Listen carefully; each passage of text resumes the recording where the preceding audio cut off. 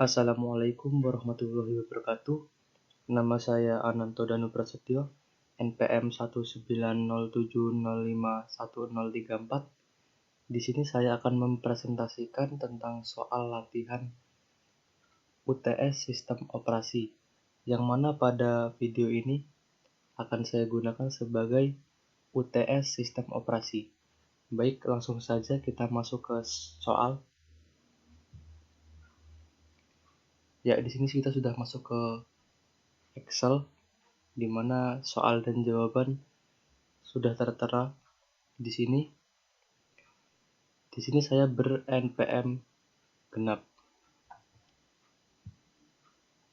NPM genap untuk soal yang pertama ada FCFS UBRS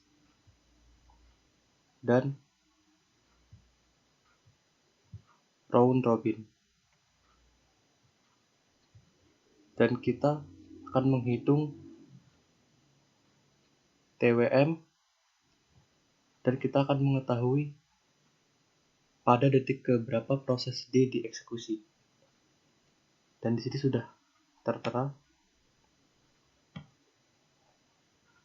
tabel nama proses, lama eksekusi, waktu tiba, dan ada quantum time atau pembagian waktu untuk nantinya kita masukkan ke round robin. Baik, langsung saja ke yang pertama, FCFS UBRS. FCFS UBRS adalah proses yang pertama tiba di ready antrian, akan dieksekusi terlebih dahulu oleh prosesor. Jika proses A tiba pada detik ke-0 dan proses B tiba pada detik kedua, maka proses yang dieksekusi terlebih dahulu adalah proses A. Jika kedua proses A dan B tiba pada waktu bersamaan, maka proses yang dieksekusi bersifat random atau acak, boleh A dulu atau B dulu. Dan kebetulan di sini A dan B waktu tibanya sama. Tapi di sini saya akan memasukkan A dulu sebanyak lama eksekusi yaitu 3 kali, dan yang B seterusnya lama eksekusi 5 kali, dan yang C berada pada waktu tiba ke 2, dan yang C selanjutnya kita masukkan setelah B, lama eksekusinya adalah 4 kali, dan E kita masukkan di waktu tiba ke-4, D ke-4 sebanyak 4 kali setelah C, lama eksekusinya, dan yang terakhir yang E waktu tibanya ke-5 kita masukkan setelah D sebanyak 5 kali eksekusi. Dan di sini sudah pas. FCFS UBRS ini tidak ada yang tumpang tindih, jadi secara bergantian. Lalu untuk waktu tunggu ini kita dapat dari waktu proses dieksekusi dikurang waktu proses tiba. Jadi waktu dieksekusi dikurang proses tiba. Di sini contoh A dieksekusi pada detik ke-0 dan waktu tiba ada di detik ke-0 pula. Jadi di sini 0 dikurang 0 dan seterusnya sampai ke bawah. Untuk turnaround time ini lama proses dieksekusi ditambah waktu tunggu proses. Tadi waktu tunggunya sudah didapatkan di sini. Kita masukkan di sini untuk dijumlahkan dengan lama eksekusi. Ini kita masukkan dan dijumlahkan dengan waktu tunggu. Itu adalah turnaround time. didapat hasilnya di sini. Dan untuk WTA ini adalah turnaround time dibagi lama proses. Jadi di sini kita sudah dapat turnaround time-nya, dan kita bagi dengan lama eksekusi proses. Kita bagi dengan ini. Jadi 3 sampai 16 ini kita bagi dengan lama eksekusi. Dan kita masukkan ke sini. Itu adalah wake TA. Untuk main TA kita jumlahkan semua hasil wake TA, lalu kita bagi dengan banyak proses. Di sini kita jumlahkan dan banyak prosesnya ada 5, lalu kita dapatkan main WTA. Dan selanjutnya untuk proses D dieksekusi pada detik ke, kita lihat di atas, proses D dieksekusi pada detik ke 12, 13, 14, dan 15. Dan sekarang kita lanjut ke round robin. Round robin adalah setiap proses mendapat sejumlah unit CPU time atau quantum time pembagian waktu yang sama. Setelah waktu tersebut berhenti, maka proses yang dieksekusi diberhentikan dan CPU akan mengeksekusi proses lain. Ketika proses tersebut diberhentikan, maka akan diletakkan di bagian akhir antrian untuk mendapat jadwal selanjutnya. Penjadwalan round robin ini seperti yang digunakan pada FCFS.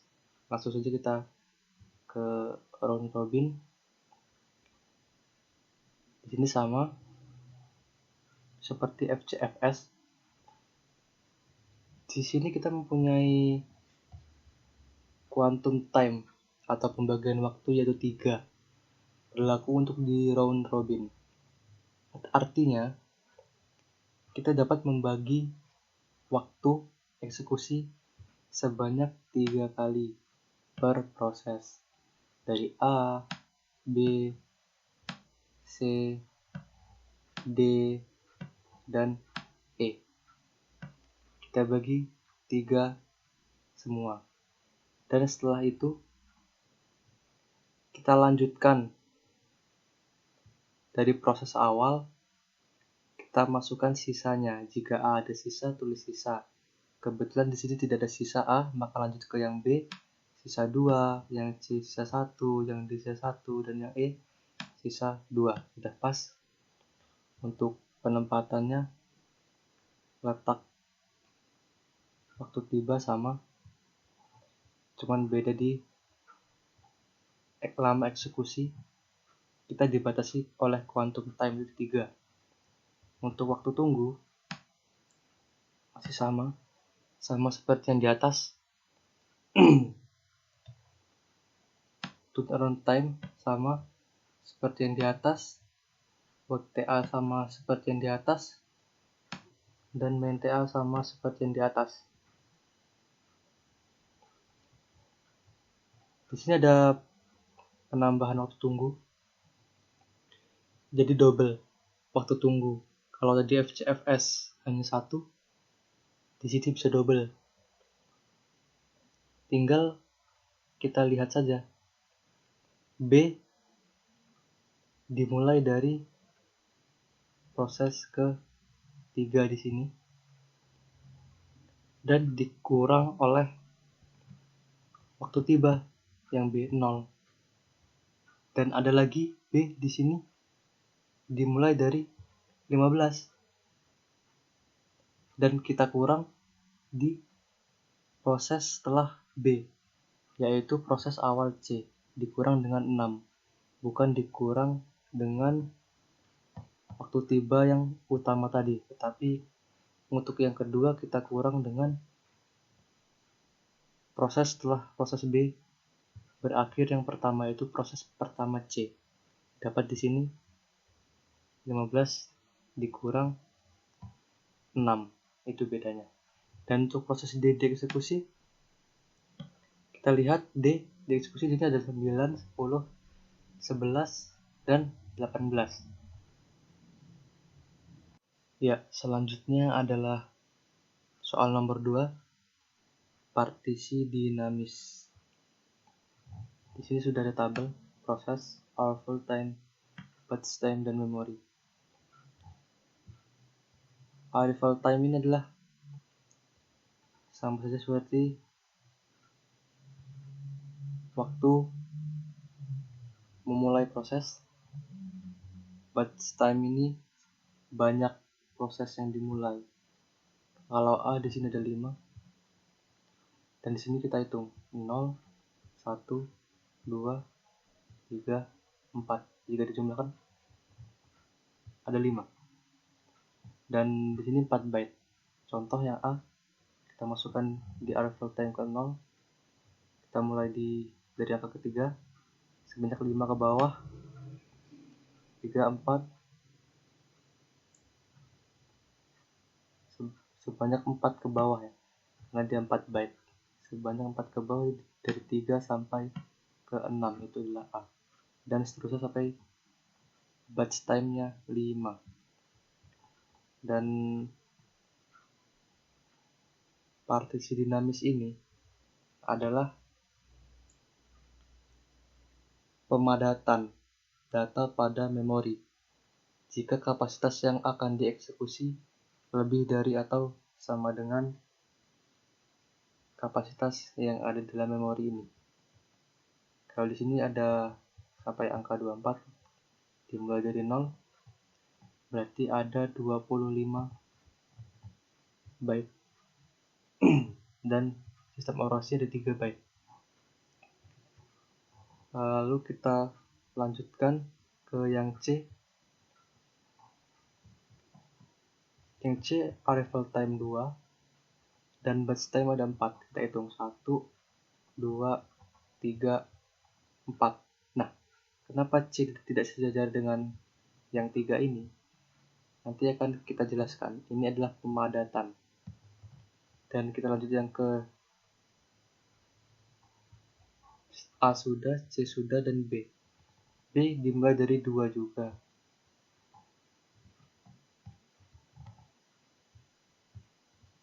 Arrival time 2 dan batch time 4 dan 3 byte. Jadi ada 4 dan ada 3 ke bawah. Dan sampai yang ke E seperti itu. Dan di sini terjadi pemadatan di C. Di proses yang kelima. Seharusnya dia dimulai dari angka 7 sampai dengan 12 untuk yang C.